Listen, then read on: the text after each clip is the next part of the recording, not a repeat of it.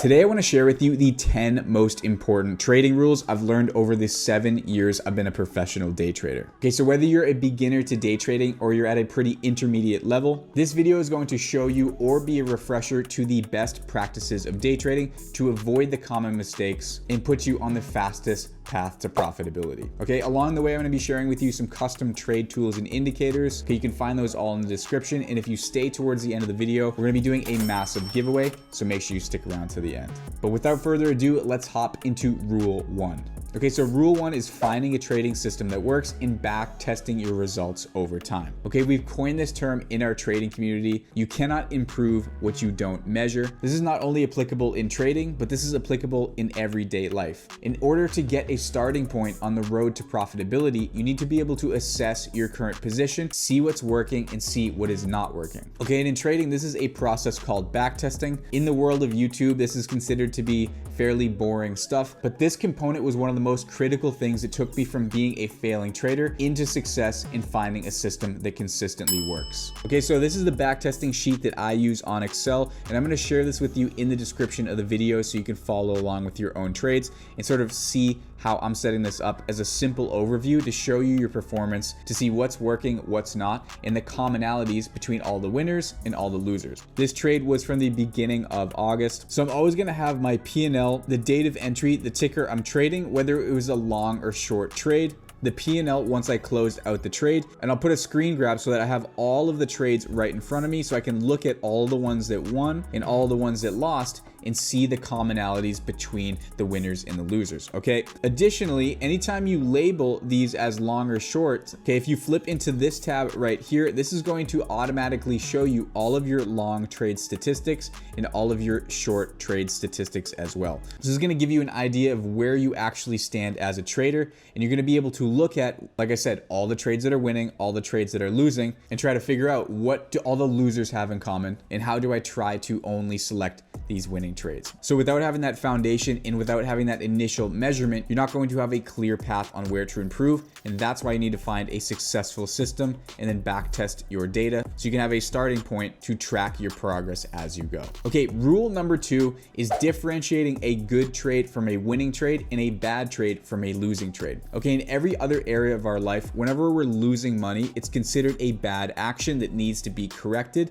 And anytime we're making money, it's typically a good behavior that needs to be replicated. Okay, this is not true with trading, and you want to move completely away from this concept. Okay, I can set up a really good trade following all of my rules, entering precisely with the proper size, and it just stops me out for a full loss. Okay, in the next trade, I can use poor risk management, not proper sizing, and not follow the rules of my system, and it can go full profit and I can make a boatload of money. Okay, in that situation where I win the trade, that doesn't make it a good trade, and when I lost the money, that doesn't make it a bad trade either. You need to make sure that you're constantly following the rules of your system and not rewarding yourself for making money if you're doing incorrect actions. Okay, rule number 3 is start small. Okay, everyone wants to rush in trying to make the most amount of money as fast as possible. All you're gonna do with this is start making mistakes, blowing up accounts, and then having an emotional reaction to trading, where really what you wanna do when you're coming in is focus on your process, get the reps down, actually learn proper trading,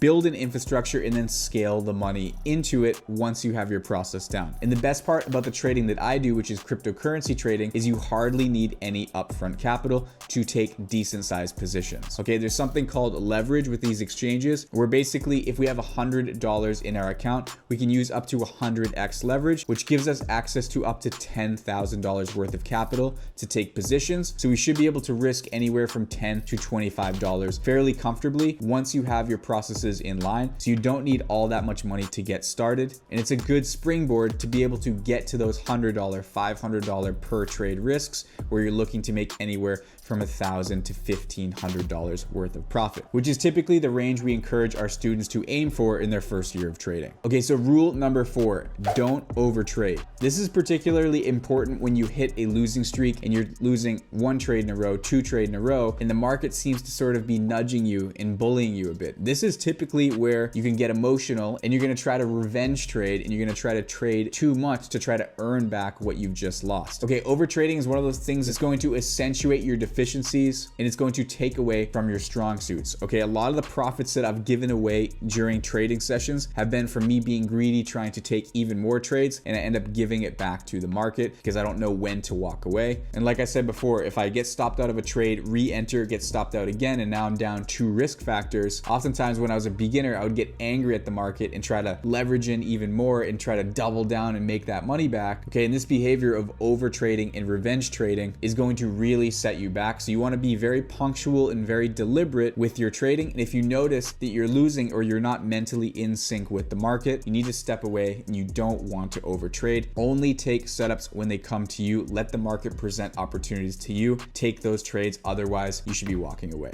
Okay, and this ties into rule number 5, which is avoid confirmation bias. Okay, confirmation bias in trading is when you know your system, you know the indicators that have to tell you yes to get into a trade, and you try to tweak the indicators and convince yourself that a setup is good because you want to enter a trade and because you put a lot of work into the technical analysis or you put a lot of work into finding this setup, even though the setup maybe isn't a perfect trade for your system. Okay, if you start tweaking things, you try to convince yourself that your idea was right, this is confirmation bias, and you're going to try to find reasons to take it to confirm that your idea was correct. Okay, this is hardwired into us as humans, and it's really something that's really hard to overpower, but you need to let the charts come to you. Okay, and if there simply are no reasons, no bad things that you can find about the setup, that is your clear indication that you found something proper that then you can go ahead and move forward getting into. Okay, because the best trades that I enter, I'm always itching to get in. I immediately identify the pattern. All of the technical analysis lines up to a T, and now the only thing that I'm focusing on is entering the trade with full conviction. This is the mode that you want to be in when you're a professional trader. Nothing's telling you no, everything's telling you yes, and you're only focusing on the technical order execution. Okay, rule number 6,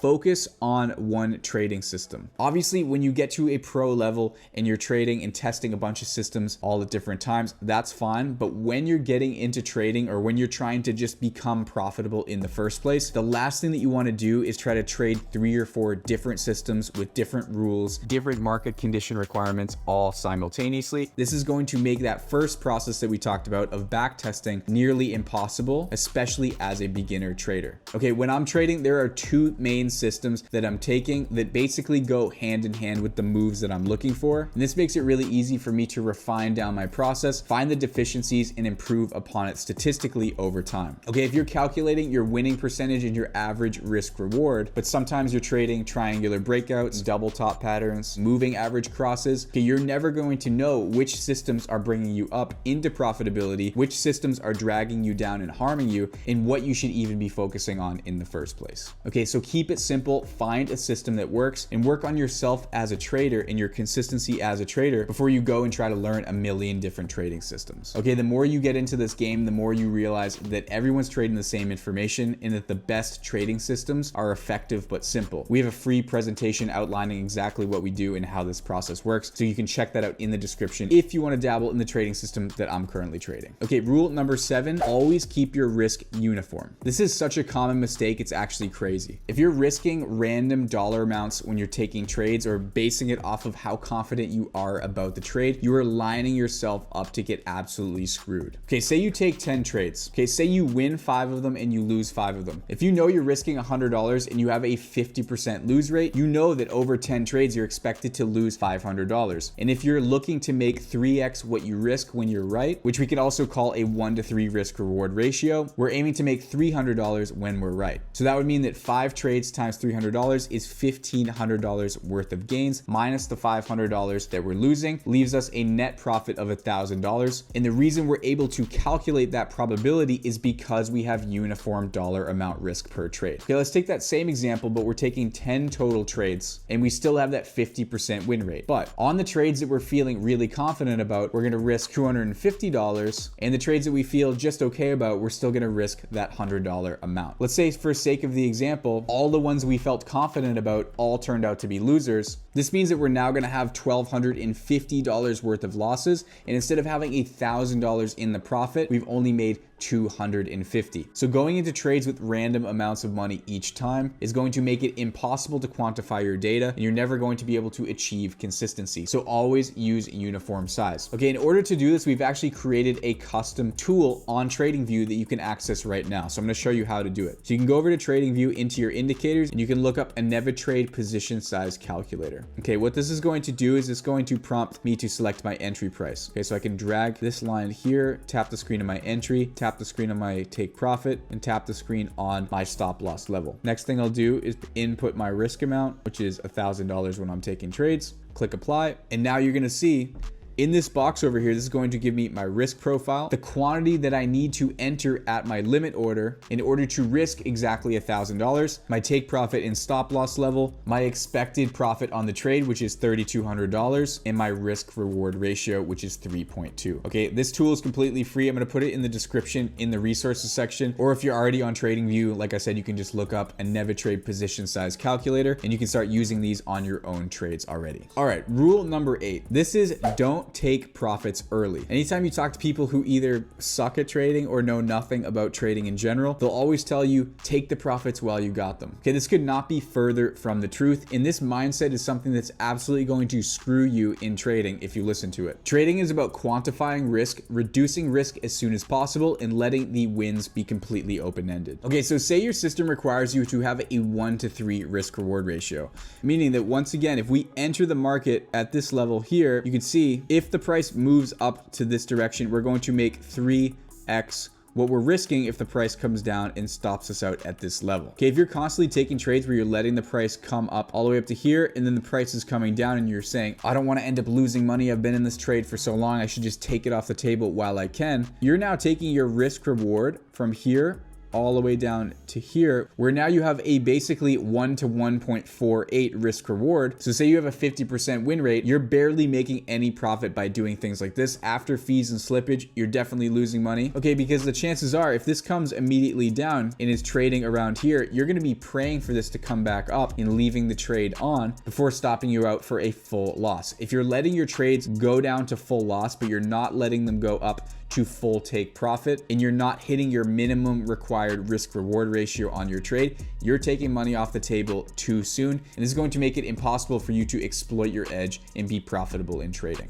Okay, rule number 9, don't demo trade for too long. Okay, demo trading is really good for getting your order executions and getting the hang of using your exchange to be able to enter the market, set up your take profit and your stop loss, and be able to manage the trade with the exchange. The way the orders interact with the market when you're really placing the trades is substantially different, and as much as you try to convince yourself that the risk you're putting on the trade with paper money you're going to take seriously and consider real money, it's always a different story when you're watching real dollars being pulled out of your account. So you don't want to get too complacent and too used to that feeling. Trading is simply about building a small process that you know works, and as soon as you have that infrastructure, you're going to scale that up until you hit your psychological dollar amount risk threshold. Okay, so really try to move to risking real money as soon as you can. Okay, in rule number 10, you have to want it more and practice more than your competition. Okay, with trading, it's a zero-sum game, so anytime you're making money, you're taking it from someone else, and anytime you're losing money, someone is taking it from you. Okay, trading the markets is war. You're having banks and institutions trade against you. So with all the randomness in the market, you have to rely on yourself to follow the same process every time, be disciplined, and execute the way you need to statistically to put yourself into profit over time and win against all the other people that you're competing against. Okay, and doing all these things are the foundational layer of being able to hit those $3,000 to $4,000 per trade profits multiple times per week, the way me and the private side of my trading team are doing.